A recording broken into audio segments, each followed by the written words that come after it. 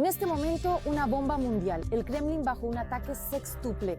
Este plan secreto de Estados Unidos pondrá a Moscú de rodillas. Es impactante, Trump sacó su as bajo la manga, Rusia al borde de la capitulación. Esto hay que escucharlo.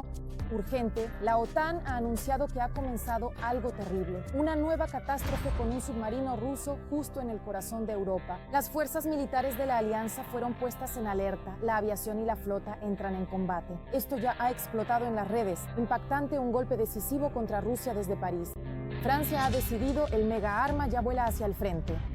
Un montón de regalos para las Fuerzas Armadas de Ucrania. Ucrania y Estados Unidos han hecho algo increíble.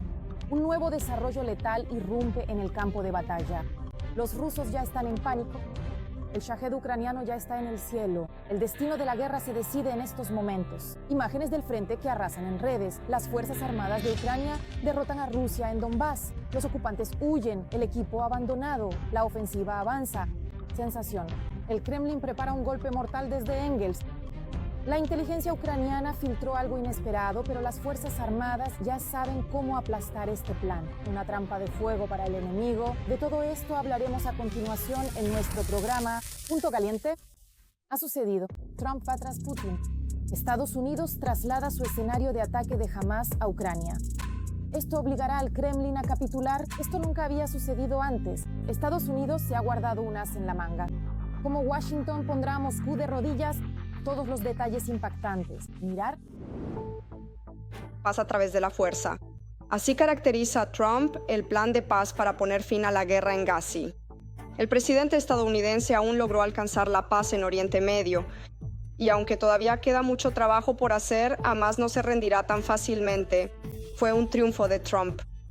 Ahora anuncia que Estados Unidos se centrará en resolver la guerra en Ucrania. Trump no quiere perder el tiempo en vano. Ahora está inspirado y quiere avanzar. Está decidido a lograr nuevas hazañas pacificadoras.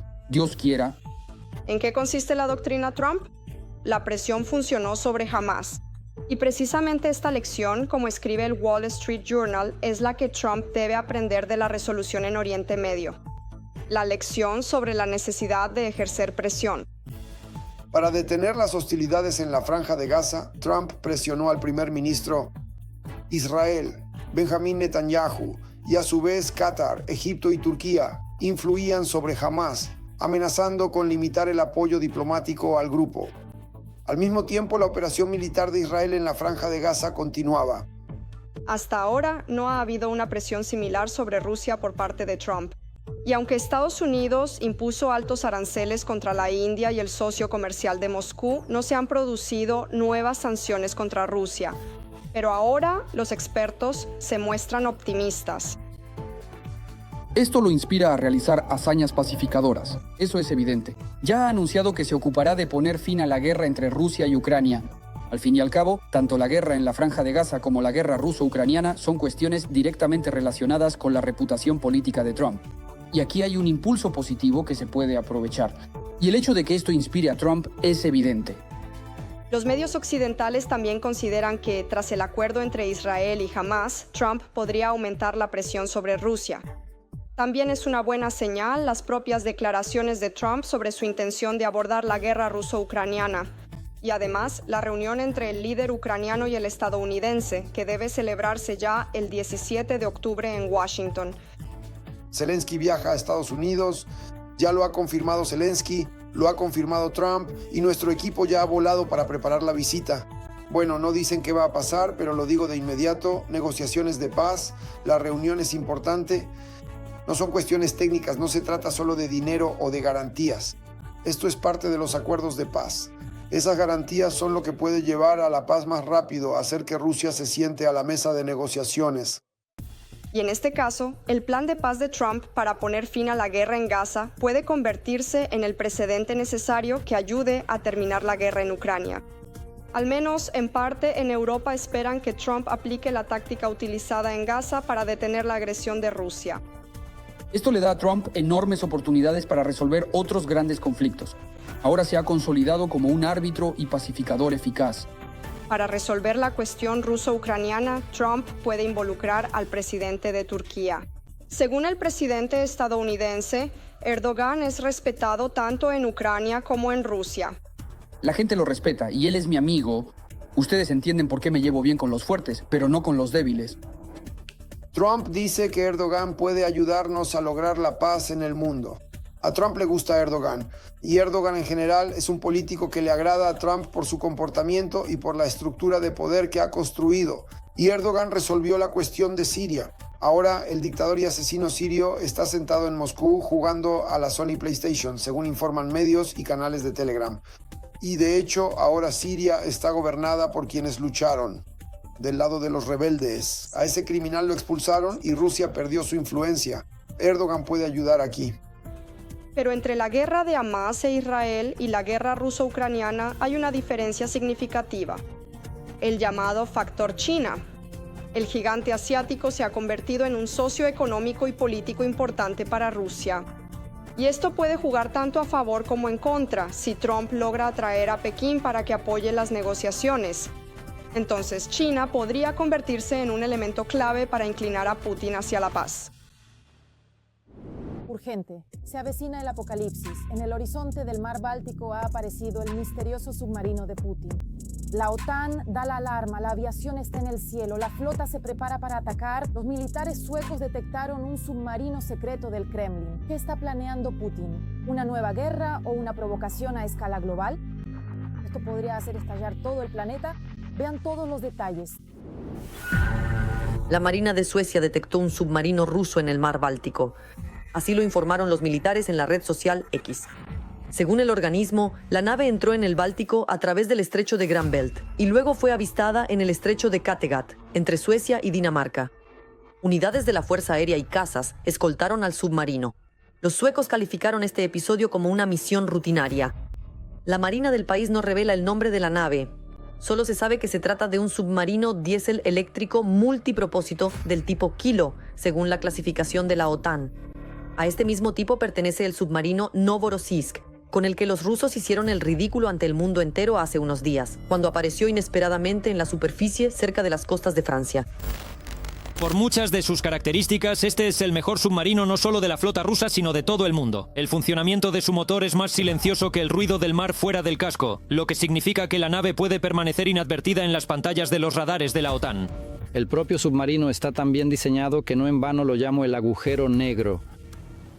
Es decir, detectar este submarino, creo, será un gran problema para un posible adversario. Así, hace 10 años, la propaganda rusa hablaba del buque principal del proyecto modernizado ruso Submarina. El Novorossiysk fue construido especialmente para la flota del Mar Negro de la Federación Rusa. Los medios aseguraban entusiasmados que la nave era capaz de hundir a todo un grupo de barcos enemigos.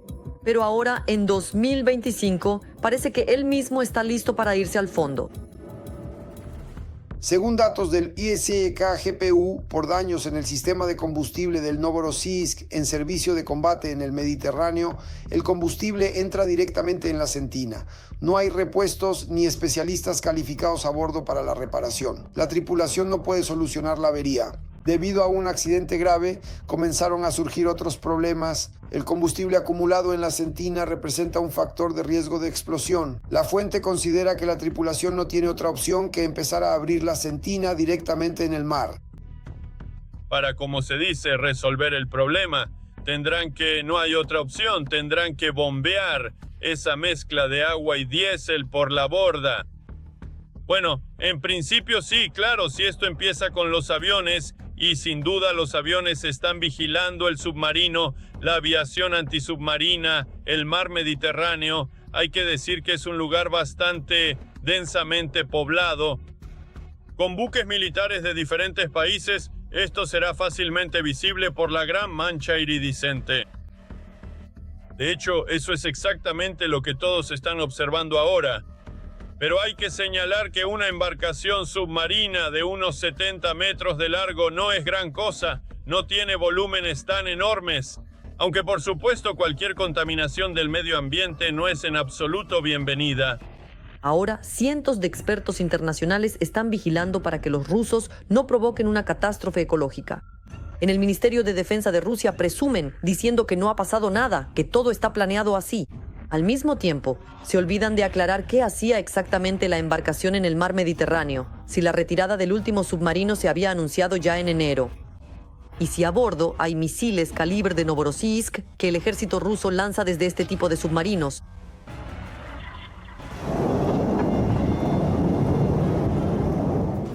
Y lo más importante, de lo que el mando ni siquiera menciona, es si existe peligro para la vida de la propia tripulación. Los vapores de diésel son explosivos, teniendo en cuenta que el submarino está literalmente repleto de diversos equipos eléctricos. Y en cualquier momento una chispa puede provocar un incendio y la muerte de la tripulación del submarino. Para mí, hoy la pregunta más importante es, ¿qué es lo que planea rescatar la Federación Rusa? ¿Va a rescatar el equipo o va a rescatar a las personas? Desde mi punto de vista, en caso de un accidente así, era necesario retirar a la mayor parte de la tripulación del barco, del submarino, y dejar solo a aquellos marineros que puedan luchar por la supervivencia. Y la lucha por la supervivencia, ante todo, implica que todos los compartimentos del submarino estén herméticamente sellados para evitar fugas de combustible en todos los compartimentos del submarino. Por ahora, el equipo sigue siendo la principal prioridad de los funcionarios del Ministerio de Defensa ruso. Y es evidente que la experiencia del submarino nuclear Kursk, en el que murieron 118 miembros de la tripulación, no les ha enseñado nada. El Novorossiysk no pidió ayuda. Y bajo la supervisión de la aviación antisubmarina de los países de la OTAN, se dirige al puerto de Kronstadt, donde supuestamente lo esperan el 21 de octubre. Según fuentes de un canal cercano a las fuerzas de seguridad, durante el tiempo de servicio en el submarino ocurrieron 10 incidentes. Si el Novorossiysk logra llegar a la base, la tripulación tendrá suerte y será reemplazada por otra. Si los rusos podrán reanimar el submarino es una gran incógnita.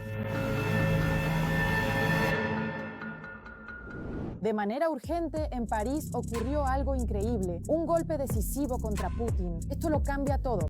El mega arma ya está en camino a Ucrania. Y esto es solo el comienzo. París está listo para invertir fuertemente en la producción de armas ucranianas. Se van a sorprender cuando escuchen los detalles a continuación. Francia, aliado de Ucrania en la lucha contra los invasores rusos.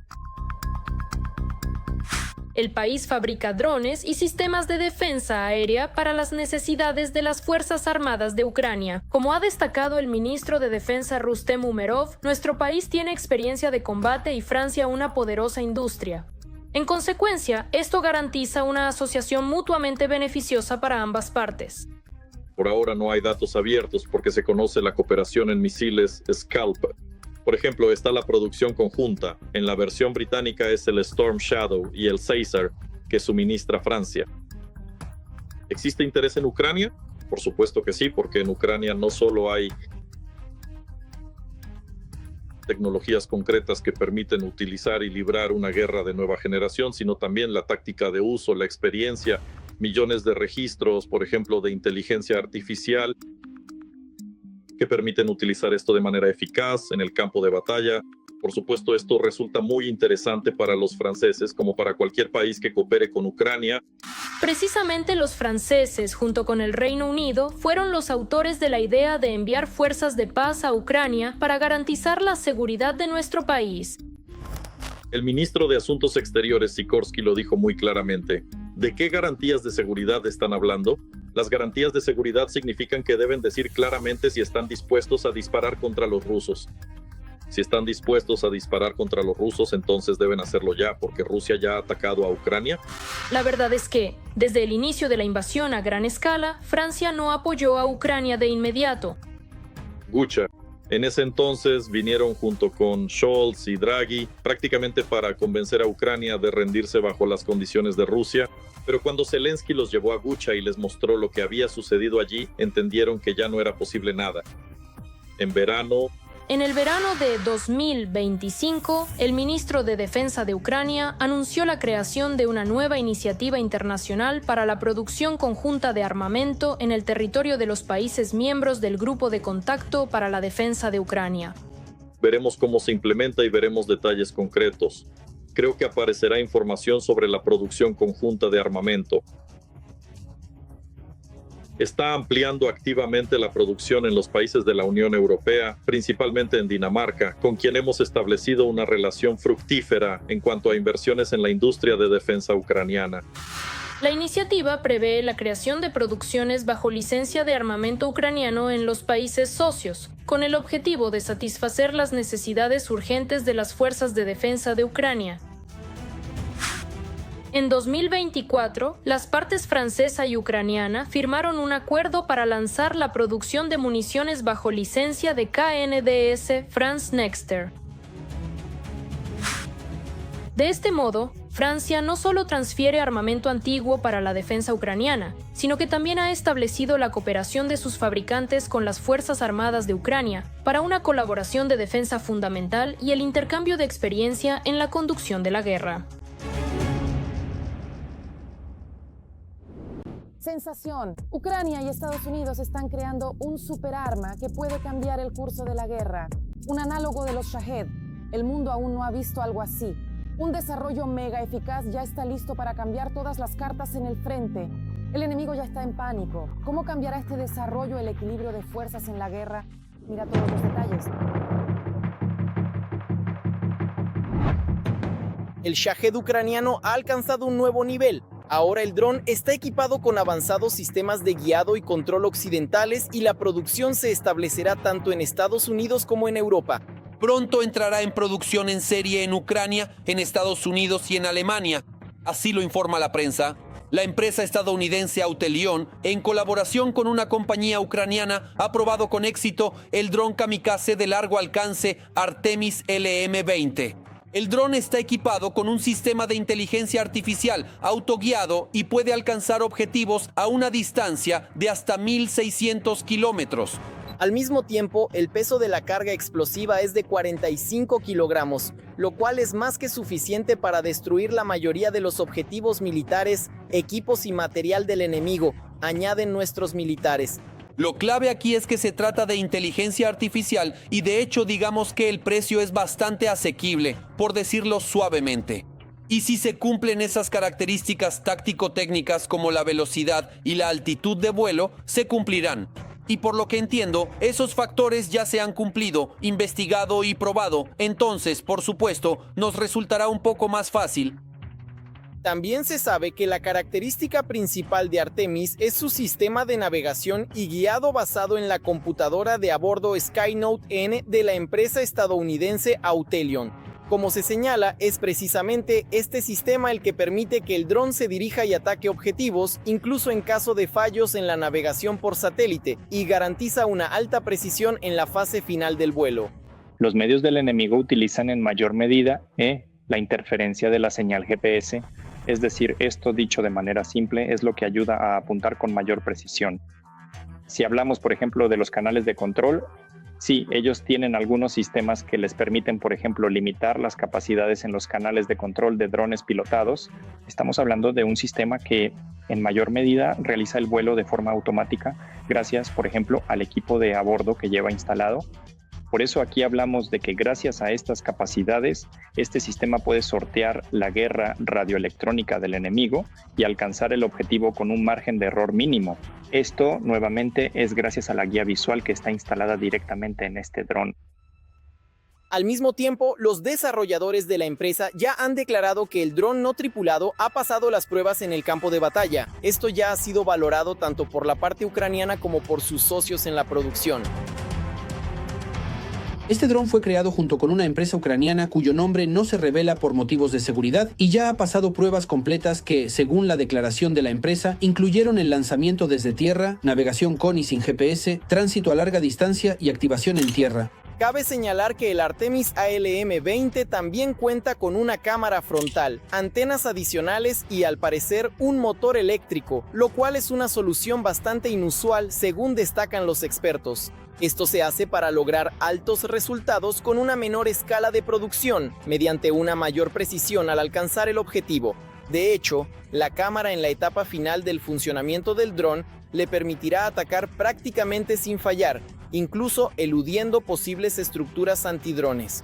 En primer lugar, estarán destinados y se utilizarán para destruir aquellos objetivos que influyen en el poder militar del Estado terrorista y su capacidad para llevar a cabo acciones militares en Ucrania. Al mismo tiempo, la producción conjunta con Estados Unidos está lejos de ser el único desarrollo internacional de la industria de defensa ucraniana. Con mayor frecuencia, los socios occidentales están dispuestos a invertir precisamente en drones. Dinamarca se convirtió en pionera en el ámbito de la producción conjunta de defensa con Ucrania y fue la primera en invertir, primero en empresas en Ucrania, y ahora ha asignado más de 67 millones de euros para la creación de empresas de defensa ucranianas en territorio danés. Finlandia también fue una de las primeras en embarcarse en la producción conjunta con Ucrania. Ya en noviembre de 2024, el consorcio de defensa finlandés Suma Defense creó una empresa de producción de drones en territorio finlandés en asociación con 4 compañías ucranianas. El Reino Unido también ha puesto el foco en los vehículos no tripulados. Sobre los planes de lanzar una producción conjunta en territorio británico, el presidente de Ucrania, Volodymyr Zelensky, y el primer ministro del Reino Unido, Keir Starmer, lo anunciaron hace varios meses. Ahora estamos definiendo los detalles en las decisiones sobre la producción conjunta de armas con nuestros socios. Son decisiones importantes con aquellos que más nos ayudan. Proyectos concretos, beneficios concretos para nuestra defensa. A futuro, también habrá producciones localizadas en Ucrania, producciones que contribuyen a la protección de nuestro espacio aéreo. Quiero agradecer a los socios por su interés en este tipo de colaboración con Ucrania y con nuestra industria. Al mismo tiempo, la UE ha asignado 1.500 millones de euros para el plan de defensa y la cooperación con Ucrania, informa Bloomberg. El objetivo principal del programa es optimizar la adquisición y producción de armas, incluso de manera conjunta con Ucrania. Así que al parecer pronto aumentará considerablemente la cantidad de desarrollos conjuntos ucraniano-occidentales en el arsenal de las Fuerzas Armadas de Ucrania. Urgente, explosión en el frente. Ucrania está derrotando a Rusia en el Donbass. Las Fuerzas Armadas de Ucrania están rompiendo la línea de defensa enemiga. Los ocupantes en pánico abandonan su equipo y posiciones. Estas imágenes ya han explotado en la red. Los combates se han vuelto increíblemente duros y cada minuto decide el destino de la guerra. Todos los detalles sensacionales, véalos ahora mismo. La Dirección Principal de Inteligencia de Ucrania muestra sus nuevas adquisiciones y anuncia abiertamente serios problemas para los ocupantes. Así, la GUR ha recibido a su disposición varias de las más recientes lanchas T-12 de fabricación ucraniana. Las embarcaciones de 12 metros, equipadas con los sistemas de navegación y radio más modernos, 2 motores de 800 caballos de fuerza, una velocidad de hasta 95 y una autonomía de hasta 500 kilómetros, fueron entregadas a los militares por voluntarios. Hola a todos. Hoy estamos entregando nada menos que 3 lanchas T-12, que muy pronto serán utilizadas por nuestros combatientes en la unidad especial. Son lanchas de 12 metros que cuentan con potentes motores de 400 caballos de fuerza cada uno. Las lanchas pueden ser utilizadas para diversas tareas asignadas. Estas incluyen tareas logísticas, regulares, de asalto y de evacuación. Gracias a estas lanchas ucranianas, los exploradores lograron llevar a cabo más de una operación especial exitosa en la retaguardia enemiga.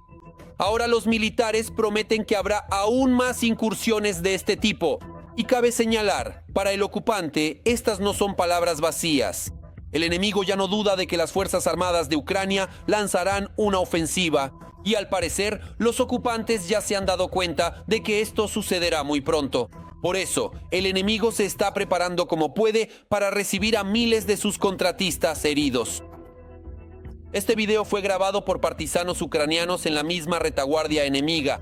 El edificio construido apresuradamente en la Crimea, temporalmente ocupada, se destina a hospital. Rusia se ve obligada a organizarlo debido a las enormes pérdidas en las direcciones de Jersón y Zaporilla.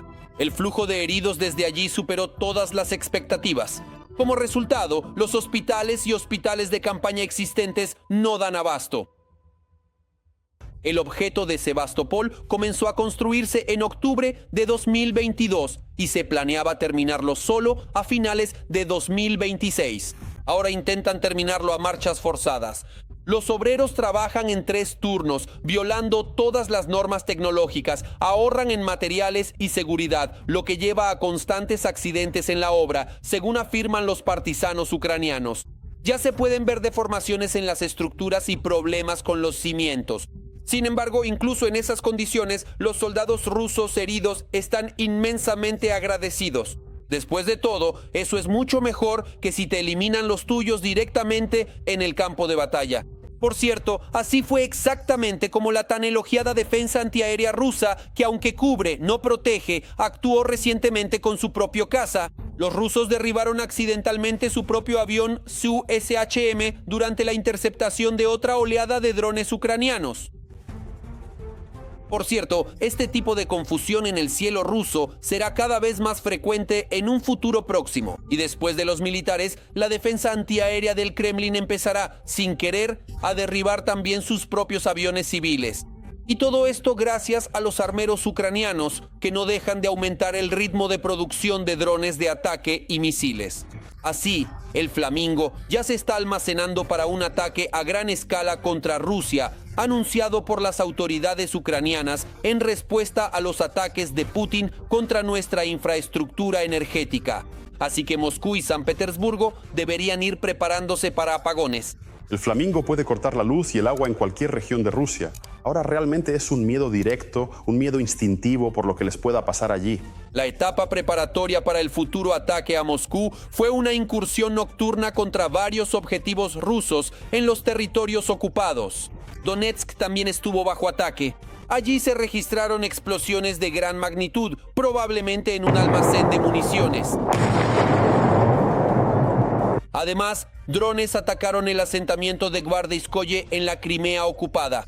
Allí se incendió una base petrolera. Incluso en la propia Rusia hubo mucho ruido. En Sochi se declaró una alerta aérea durante la noche. Allí se escucharon explosiones y la actividad de la defensa antiaérea. El alcalde de la ciudad confirmó el ataque. Sin embargo, no especificó si los drones ucranianos alcanzaron sus objetivos, lo que da motivos para suponer que las Fuerzas Armadas de Ucrania probablemente lograron su objetivo en Sochi.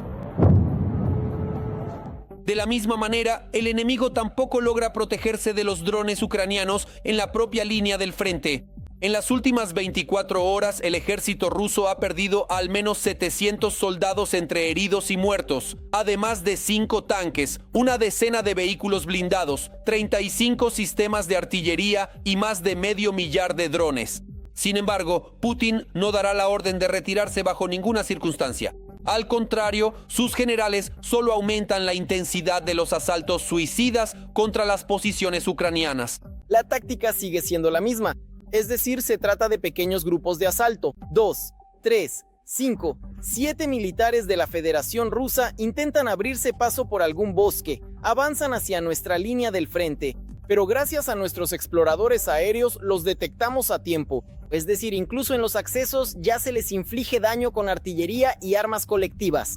También se utilizan drones FPV, Mavics con lanzamientos. Es decir, hacemos todo lo posible para no dejar que lleguen a nuestra línea del frente y así evitar que puedan iniciar un combate de fusilería con nuestros muchachos.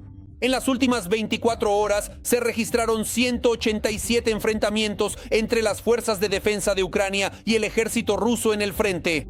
Según el informe del Estado Mayor, el ocupante realizó hasta 100 ataques aéreos contra posiciones de las unidades ucranianas y localidades, lanzando 206 bombas guiadas. Además, llevó a cabo 4.553 bombardeos, de los cuales 118 fueron con sistemas de lanzamiento múltiple de cohetes. Y esto es con lo que respondieron nuestros defensores.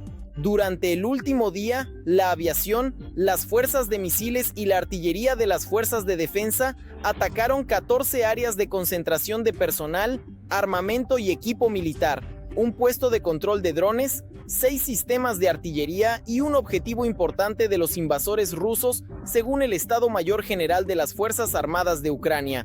Y aquí, nuestros guardias fronterizos organizaron una cacería de vehículos y personal de los ocupantes en la dirección de Kursk. Además, nuestros defensores están aterrorizando al enemigo en la región de Jersón. Los pilotos del batallón de drones igualan las posiciones enemigas con la tierra mediante lanzamientos, destruyen los drones FPV enemigos en espera y queman refugios y posiciones de los aviadores rusos cerca de Segundo Limán. También resultaron afectados el escondite de municiones de los rusos, así como las pertenencias personales de los invasores, ellos mismos, y el puesto de mando enemigo en este sector del frente. Urgente. El Kremlin prepara un golpe mortal desde Engels. Imágenes satelitales de la inteligencia ucraniana han revelado una expansión a gran escala de la principal base aérea de la Federación Rusa. ¿Qué han planeado Putin y el mando? Pero las Fuerzas Armadas de Ucrania ya preparan una respuesta incendiaria. ¿Cómo puede Ucrania aplastar este plan? Miren todos los detalles impactantes. La Federación Rusa intenta reanimar su aviación estratégica. En octubre, Rusia intensifica los trabajos para expandir su principal base de aviación estratégica, Aviavector. Corresponsal militar. En la base aérea Engels 2 se observan nuevas construcciones. En la parte norte están vertiendo concreto, construyendo calles de rodaje adicionales y marcando 12 plazas de estacionamiento. La base aérea Engels 2 es uno de los principales nodos de la aviación estratégica del país ocupante. Precisamente desde allí despegan los bombarderos estratégicos que lanzan misiles de crucero contra territorio ucraniano. Además, en el territorio de esta base se almacena una cantidad significativa de armamento misilístico y de aviación. Estos trabajos de ingeniería comenzaron ya en primavera. La fase activa de la construcción continúa durante los últimos meses. Probablemente aquí se ubicarán los portamisiles estratégicos Tu-95MS y Tu-160, así como los bombarderos tácticos Su-34 y los cazas Su-35. Y a primera vista, podría parecer que se trata de trabajos de construcción comunes, pero para los expertos militares esto es una señal alarmante.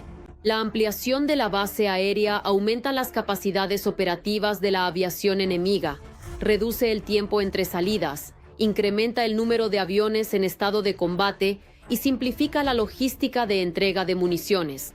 Estas obras de construcción en el aeródromo Engels 2 son, ante todo, un acto demostrativo. Tras el ataque precisamente de drones ucranianos el 20 de marzo, el día 23 comenzó una construcción intensiva. Es decir, la Federación Rusa intenta mostrar de manera clara que, en consecuencia, este importante objeto militar es una prioridad estratégica y fundamental. Además, está protegido respectivamente por sistemas de defensa antiaérea. Es decir, se trata más de una señal política para el público interno que incluso para el externo, ya sea Ucrania o Estados Unidos. Es decir, es el deseo de mostrar que el poder central ruso controla la situación. Paralelamente a esto, también se están realizando trabajos en otro aeródromo, Diaghilevo, en la región de Riazán. El país agresor intenta devolver la movilidad a su aviación y aumentar la densidad de su despliegue, reduciendo la dependencia de pistas de aterrizaje individuales. Los espacios de estacionamiento adicionales y las calles de rodaje permiten desplegar los aviones más rápidamente, aumentar el número de despegues y reducir el tiempo que la maquinaria permanece en posiciones vulnerables.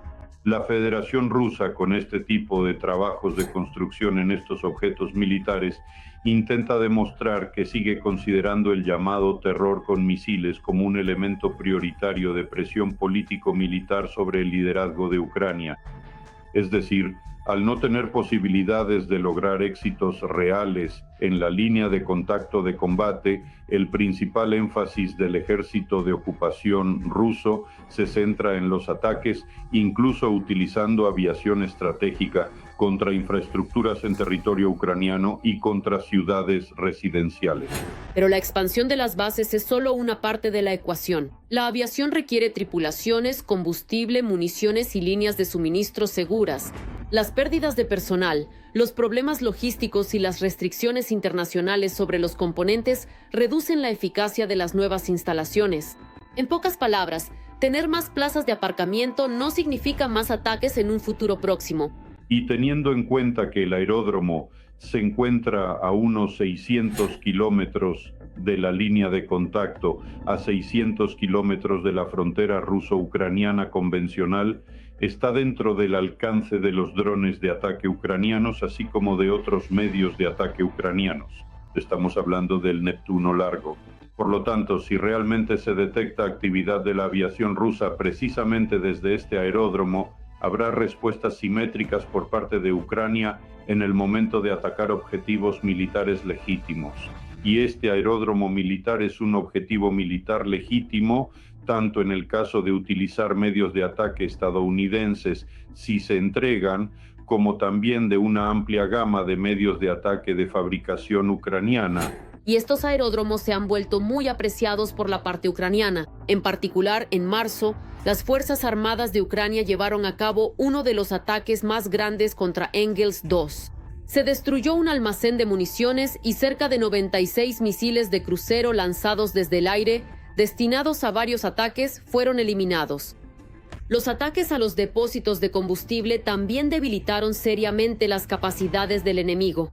Y mientras el enemigo intenta ampliar su infraestructura, la defensa ucraniana se está modernizando. Si surge la más mínima actividad que amenace a las ciudades ucranianas, nuestros defensores volverán a lanzar ataques precisos y devastadores, privando a Rusia de las últimas unidades de su aviación. Eso es todo por ahora. Más noticias candentes del frente las verán en la próxima edición.